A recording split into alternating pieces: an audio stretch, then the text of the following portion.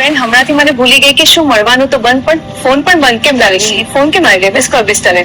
હું પણ તને મિસ કરું Janaki. Let's catch up properly. એક જોબ ચાલુ કરી છે કોલ સેન્ટરમાં. વાહ વર્ષા સારે છે, પણ મોટી ઉંમરના લોકોને ફોન લેવા છે, પણ બોટલમાં ફાઇનાન્સ કરાવવાનું છે. એની વિગત તો કહે ને.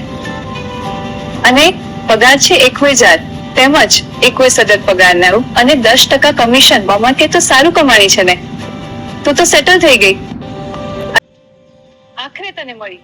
હા જાનકી, કે સાંભળ તો તેની મને મારી સગાઈના ગુડ ન્યૂઝ અભિનાન, આ તો ખરેખર ગુડ ન્યૂઝ છે. તને પહેલા કહેવું જ જોઈએ. પણ એક પ્રોબ્લેમ છે.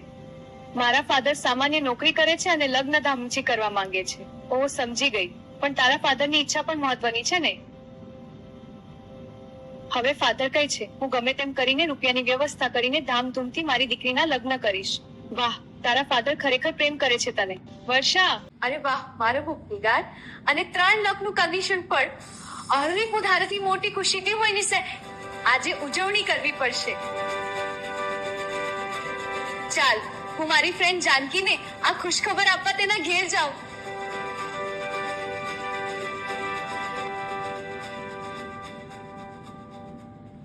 આ શું થયું છે? જાનકી ક્યાં છે? જાનકીના પપ્પાએ આપઘાત કર્યો છે. એમને કહ્યું? હા, દુઃખદ સમાચાર. પણ કારણ વગર કેમ આપઘાત કરે? કંઈક તો હોવું જોઈએ. બેટા, અમને પણ કંઈ સમજાતું નથી. તેઓ ખૂબ જ તણાવમાં હતા. પણ શેનો તણાવ? મને વધુ વિગતો જોઈએ છે.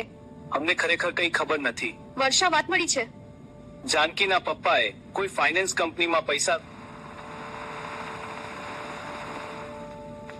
હા, જાનકીના પપ્પાએ ઓનકઈ કોઈ ફ્રેમોનથી વાત થયા બાદ ફાઇનાન્સ કર્યું હતું. જાનકીના પપ્પાએ પાપે જ મારી બેનપણીના પપ્પાનો જીવ લીધો.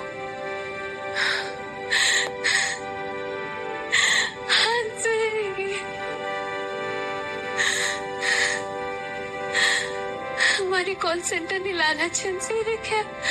અવંતીને રોક્યા અને ડૂબી ગઈ.